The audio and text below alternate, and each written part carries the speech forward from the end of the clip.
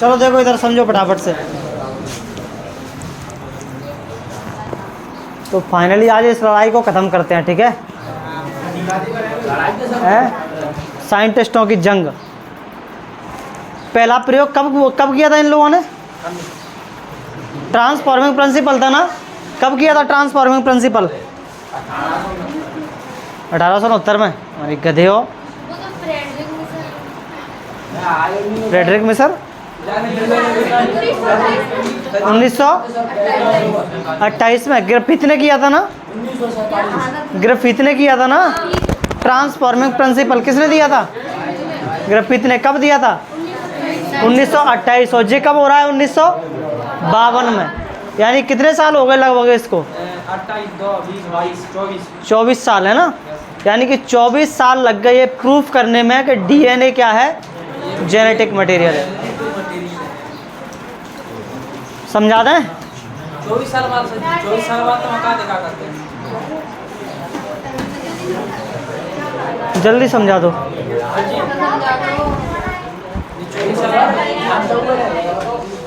तो फाइनली ये जो दो व्यक्ति थे, एक हर्शे और एक चेज है तुम्हारी गधे हो, चेस कर रहे हैं, चेस। तो फाइनली यहाँ पे इतने सारे बंदों में एक बंदी की एंट्री हो चुकी है, और बंदी की एंट्री हुई तो पूरा प्रयोग खत्म। यानी कि सारे के सारे पुरुष लोग थे अभी तक, लेकिन एक महिला साइंटिस्ट आई है जिसका नाम है मार्था चेज। क्या है? Martha chase. इसने कहा कि भाई अब थम जाओ, बहुत लड़ लिए तुम। मैं कह रही हूँ डीएनए ही जेनेटिक मटेरियल है, तो मान जाओ डीएनए ही जेनेटिक मटेरियल है। फिर इन लोगों ने क्या किया? प्रूफ किया, और सारे साइंटिस्ट मान गए। ठीक है देवी जी आप कह रही हैं तो हम मान लेते हैं कि डीएनए ही जेनेटिक मटेरियल है। बोले कैसे? बताओ कैसे माना डीएनए जेनेटिक मटेरियल है? तो इन लोगों ने क्या किया? इन लोगों ने एक बैक्टीरिया लिया जिसका नाम था बैक्टीरियोफेज। क्या नाम था उसका? बैक्टीरियोफेज। ठीक है। इसी बैक्टीरिया को इन लोगों ने क्यों चुना था?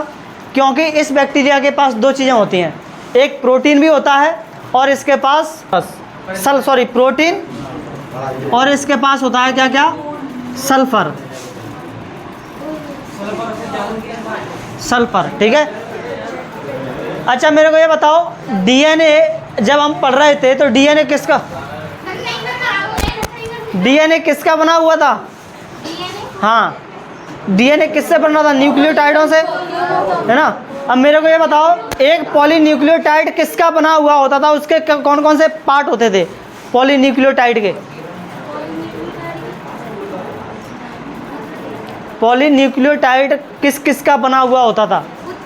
हाँ, 3 ग्रुप थे, नाइट्रोजन बेस, फॉस्फोरस ग्रुप और पेंटोज शर्करा। तो डीएनए के पास क्या होता है? फॉस्फोरस ग्रुप होता है। क्या होता है? Phosphorus group. और इस बैक्टीरिया के पास भी क्या होता है? फॉस्फोरस होता है। ठीक है। और कहने का मतलब यह है कि इस बैक्टीरिया के पास दो चीज़ें हैं, एक तो सल्फर है और एक प्रोटीन है। ठीक है। तो इन लोगों ने क्या किया? 2 बैक्टीरिया तैयार किए। एक बैक्टीरिया के ऊपर वाले हिस्से को इन लोगों ने क्या कर दिया?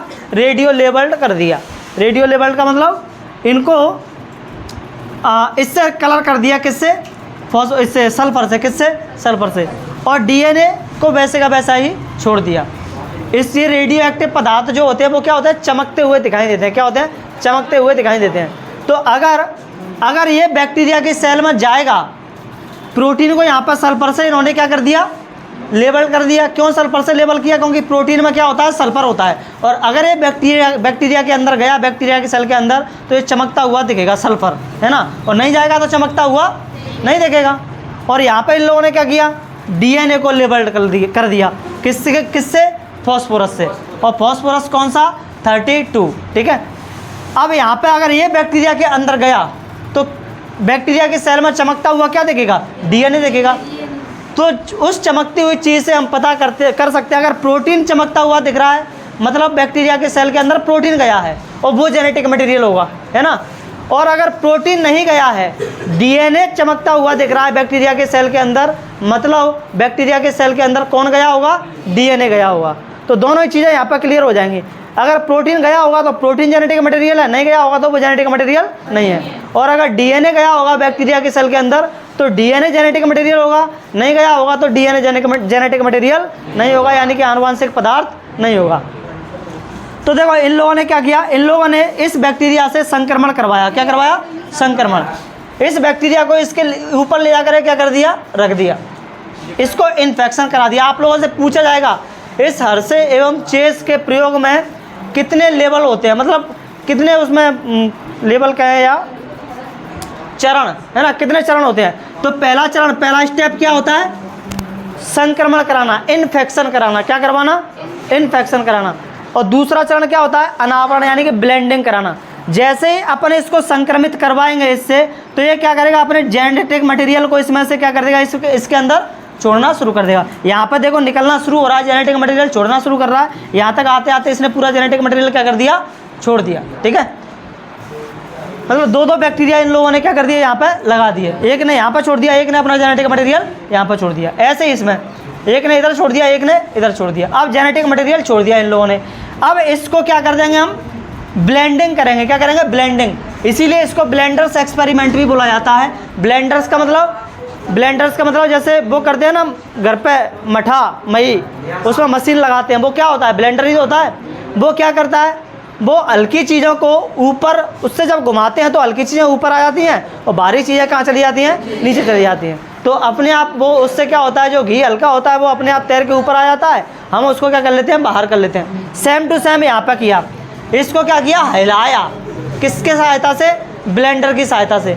ब्लेंडर की सहायता से हिलाया तो ये जो प्रोटीन के कैप्सिड थे, ये प्रोटीन के कैप्सिड अलग हो गए और जेनेटिक मटेरियल इसमें कहाँ चला गया?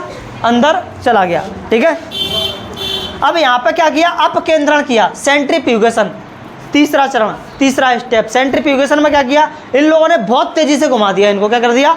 बहुत तेज़ी से ब्लेंड कर दिया, बहुत स्पीड में। और जब बहुत स्पीड में ब्लेंड किया तो हल्की चीज़ें कहाँ आ गई? ऊपर, और भारी चीज़ें कहाँ चली गई? इसमें नीचे। अब देखो यहाँ पर मैं ये बताओ, रेड क्या दिख रहा है आप लोगों को? ये ऊपर वाली चीज़ रेड दिख रही है। इसका मतलब ये है कि ऊपर कौन है? ये है प्रोटीन है। कौन है? प्रोटीन। ऊपर प्रोटीन है, अंदर कौन गया है? ये अंदर गया है ना। यहाँ पे हमने किसको लेबल किया था? प्रोटीन को लेबल किया था। और प्रोटीन कहाँ है? ऊपर ही रह गया, मतलब ये सेल के अंदर नहीं गया है। प्रोटीन कहाँ पर रह गया? ऊपर रह गया है। इसका मतलब ये सेल के अंदर नहीं गया है। इसका मतलब ये है कि ये जेनेटिक मटेरियल नहीं है, प्रोटीन जेनेटिक मटेरियल नहीं है। ठीक है, अब यहाँ पर देखो, यहाँ पर क्या है? नीचे क्या दिख रहा है तुम्हें? जो रेड के हमने यहाँ पर लेबल किसको किया था? डीएनए को। अंदर कौन गया है? नीचे डीएनए है ना। इसका मतलब प्रूफ हो गया कि जेनेटिक मटेरियल कौन है? डीएनए है, क्योंकि डीएनए ही है जो सेल के अंदर जा रहा है। दो ही चीज़ों में कन्फ्यूजन थी, डीएनए जेनेटिक मटेरियल है या फिर प्रोटीन जेनेटिक मटेरियल है ना। अब एक साथ ये प्रूफ करना था कि जेनेटिक मटेरियल डीएनए है और प्रोटीन नहीं है। ऐसा एक्सपेरिमेंट यही अकेला था जिसने प्रूफ कर दिया, एक साथ प्रूफ कर दिया कि डीएनए जेनेटिक मटेरियल है और प्रोटीन जेनेटिक मटेरियल नहीं है। और यहाँ के बाद सबके मुंह बंद हो जाते हैं और सबको ये बात माननी पड़ती है ना। हाँ, मार्था चेस कह देती हैं कि भाई देखो मान जाओ, अब यहाँ से कुछ नहीं हो सकता, ये इक्विवोकल प्रूफ है, इसके अलावा और कुछ नहीं हो सकता। डीएनए ये जेनेटिक मटेरियल और प्रोटीन जेनेटिक मटेरियल नहीं है। तो सारे लोगों ने हाथ जोड़ करके ऐसे, ठीक है देवी जी, मानते हैं तुम्हारी बात को। और उस दिन से लेकर के आज तक डीएनए ही जेनेटिक मटेरियल है। अभी तक तो कोई थ्योरी इसके बारे में नहीं आई है। ठीक है, तो ये हो गई हमारी पूरी की पूरी कहानी खत्म। किसकी? आनुवांशिक पदार्थ के खोज की, वो हमारा टॉपिक पूरा हो गया। ठीक है, डिस्कवरी ऑफ जेनेटिक मटेरियल वाला है।